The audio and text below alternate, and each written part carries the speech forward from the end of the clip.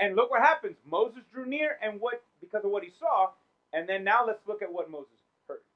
What did Moses hear? Can we look at verse 4? Moses heard something.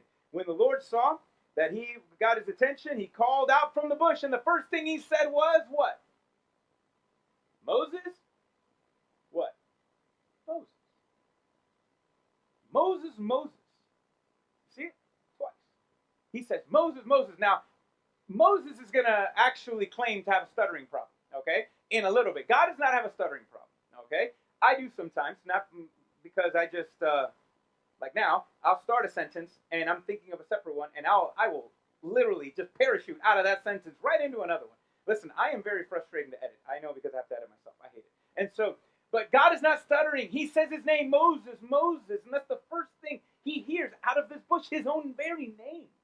In the middle of nowhere, no one is there, and he hears his name. Guys, names are so intimate to us, right? I mean, when someone calls you by name, it's some of you may hate your name, I know, but listen, but when someone knows you and calls you by name, there's something about that. But why say his name twice?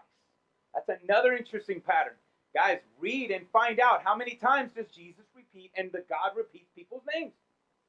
He says it a lot. He in the Old Testament, there's plenty of times Samuel, he repeats names. Jesus, Simon, Simon. Martha, Martha. Jesus would do it. New Testament, Old Testament, same. Why? Because the double repetition of a name speaks to intimacy. He's not just saying somebody, hey, you. No. Moses, Moses. It is already implying I'm talking to someone I know. And it's almost like a double, like a drawing in. Moses, Moses. Like he's pulling him in even more with every repetition of the name. Moses, Moses. And so he hears that and it speaks of that. And then what's his response? Here I am. It's a great way to respond to the Lord. Lord, here we are. Guys, we just did that when we began to pray today. When we began to open up the Bible, what do we do? Lord, pray. I pray that you may open up our hearts to respond as we open up our word. It's in essence, here I am. We sang a whole song. Here I am to worship. We sang that today, right? It's an important to say. It's a presentation. Look, I am here. You're surrendering. You're acknowledging your presence. Now, guys, I want to encourage you. You don't have to, please don't settle for like, well, God, Moses got to hear his name twice. I want to hear my name. I want to hear a word from the Lord saying my name. Listen, that now you can be called. That's called coveting. Okay. Just because somebody experienced something once doesn't mean you get the same privilege, okay? Put that on the altar. Crucify that right now. Don't covet someone else's spiritual experiences, okay? But in the same, you don't need to hear your name twice to know that God loves you because the cross screams that. The cross screams he knows you, he loves you. Anything else than that, now you're being bratty. Okay, I'm done. All right, moving on. All right, so he says, here I am, and he presents himself. And then what does he hear? Another thing that Moses hears is what? A request. He says, don't come any closer. You got to do something first. What does he have to do? He has to take off his sandals. And then he gives a reason why. Why? Take off the sandals, why? Holy ground. Now, for some of you, anybody here have a rule? Take off your shoes when you walk in the house? Anybody have one of those? Some? 2, 3, 4? I don't know. Well, I don't know. At first, I wasn't that kind of a person. I respected that. I'm like, I get it. I watched the video, and I don't know how much faith to put in a 30-second TikTok. But, I mean, it talks about how the importance of when you take off your shoes at the front door because you carry all the germs and all the stuff, and now you're walking around the house, and you can be barefoot. Now you're soaking it up. And you're like, now I need a hazmat suit on. Like, I don't know. Like, I feel weird now. Oh, my gosh. And so I'm thinking about it now. I don't know. I might follow your lead. I might start doing it. But God is not kind of one of those things that, hey, take off your shoes because, I cleaned up. I don't want you to get your dirty, stinky sandals up in my living room, Moses. You got to take your shoes off. It's not that. But it kind of also is.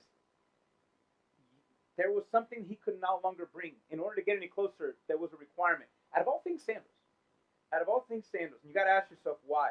Why sandals? Well, guys, culturally, here's the thing. Culturally, in the same way that maybe you would take off your shoes, because, and I've had people take off their shoes even if I don't make them because it's like a sign of respect. No, I just don't want to do that. It's okay. But listen, the sandals was a common thing that if you wanted to enter, this is around that time, if you were going to enter into the presence of a king, you took off those sandals. You showed up to the king barefoot for a lot of reasons. Now, if you were going to enter right now into a dignitary, the president, well, what's something that we may do instead? What's something we may do? I mean, I ain't taking off my shoes for any Republican, Democrat. I ain't going to do that. I don't even like taking off for TIA, but whatever. And so, TSA. So, what's something that we would do for a president now? I mean, how would you greet someone of a high position? Maybe shake their hand? Would anyone bow? Have you ever thought about why bow? Where did this come from? Where did that come from?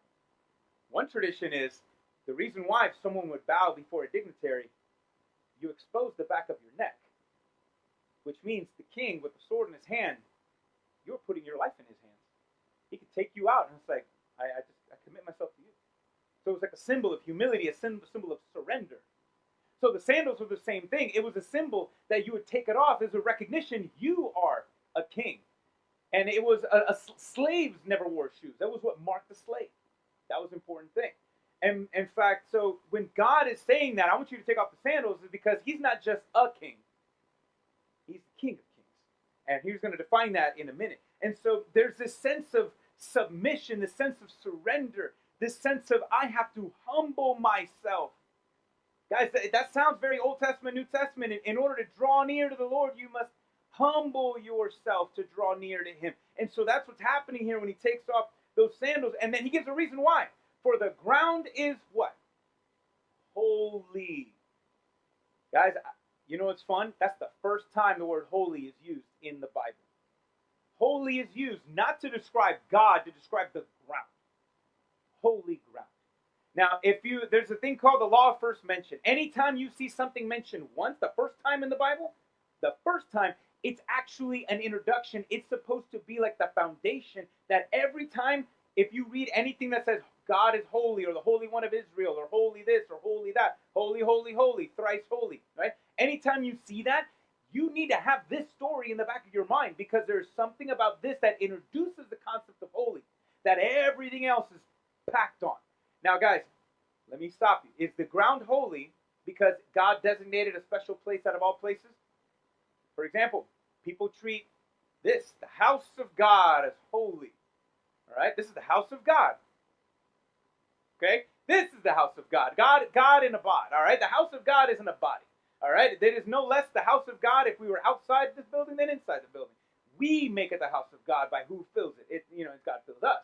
And so, he goes, guys, and the reason why the ground is holy is because God is standing on that. God is making the ground holy. God makes the ground holy because it's his presence that makes it holy. And he should take off his sandals. Why? Because he is a holy God. He is such a holy God, he makes the ground holy. You are in the presence of a king. And so holiness, the word holiness means set apart. It means special, in a category in and of its own. I've heard some people say, holiness is like, it's when you set something apart for a special use, which is true. All right. Who here is I eat dessert before dinner kind of a people? Look at that. All right. Yeah, they exist. Okay, they're over there. All right. They eat dessert. They order dessert. You ever know people do that? They'll order dessert before appetizers or anything else. Look at that. All right. Well, I'll say hello. Anyways, so that people do that, right? They like to do that. They do things a little differently. But I'm the type of person that if I got a meal and if I know I got one thing and I'm going to save that for last. Anyone ever done one of those? It's kind of like that too. But holiness is different, guys. Holiness means in a category in and of itself, stand alone. You are in your own lane. And so when God is holy, it's holy means there is none other on his level. He is on a level that no one can touch. That's why he's not just a king. What is he? He is the King of Kings. He's not just another Lord. What is he? He's the Lord of Lords. His name is not just a great name. What is it? The name above all names. You see what holy means? It is in a category in and of itself. High and above.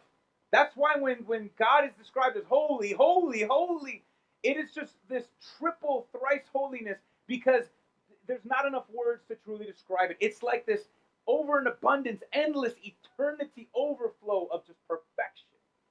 God is that holy. He is so holy that he can make that ground holy. And notice that in order to learn more, Moses couldn't hear anything else until he did this. Moses couldn't hear anything else until he removed his sandals and approached God. So, guys, again, do you want to hear God more? Do you want to hear God more in His Word? Do you want to grow and understand the voice of God in Scripture? You got to draw near, but you got to draw near with humility, because you are drawing near even here, even now. We are drawing near to a holy God. That is why it's called the Holy Bible. This book is holy. But guys, you know what I love? In the same way God can make dirt, He made dirt holy. If He can make that dirt holy, you know what He also does? He still makes dirt holy. Genesis, how did God make humanity? From the dust of the ground. Formed it, shaped it, breathed life into it. Guys, God makes us holy. He makes us holy. We can't be holy and get there. He makes us holy.